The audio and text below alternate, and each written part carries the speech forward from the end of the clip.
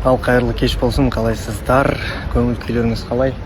Алматыда погода сол қалпы, күн күркіреп, жаңбыр жауып, шүкір дейік, енді Алланың нұры жауып жатыр. Қалайсыздар, өздеріңізге не жаңалық? Енді көптеген сұрақтар дайректке келіп жатыр. Алла қаласа бәрі белгілі деп ойлаймын, және өз сұрақтарыңызға жақын арада жауаптарды алатын боласыздар. Аса бір алаңдаудың қажеті жоқ.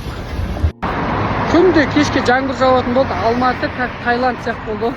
Тренировкаға келатасың, обязательно жаңбыр жауып бастайды. Тренировка кіресің, жаңбыр жауады. Былай күшті, күндіз ыстық, кешке салқын. Халық үшін Алланың нұры ғой. Солай залға келдік боксқа. Ассалаумалейкум. Алматының погодасын көріп шоксың ба? Мақсар ауады. Осындай жауын шашын сразу қояды, күн шығады. Керемет. Сен де бой жеттің, оқуға түсейін деп Алматыға. Ал достар, бисмилля деп жолға шықтық. Мынаның барлығы менің тауарларым. Бір сумка болды. Үстіп кетіп бара жатырмыз. Алла жол берсін. Алла қаласа.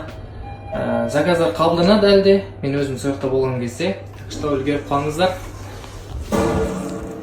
Біздің отельге, біздің номерге. Енді мен просто обзор түсіріп тұрмын, достар, білген. Бірінші кірген кезде осындай зеркальце у нас здесь стоит такое миленькое, тут с тапочками уже такая.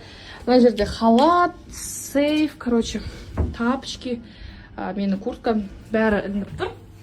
Давайте дальше пройдем.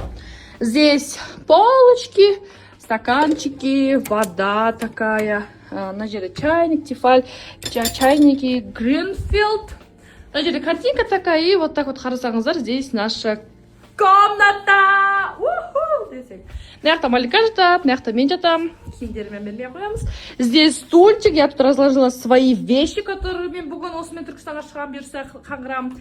Потом на жақта подарки, которые домашним купила. Мен лампочка, төсегім. Очень уютно, такая вот биік такой кроватка вообще, блин, қараңдар. Оп, деп отырасың. Деп. Сол, на жақта телефон, на жақта телевизор,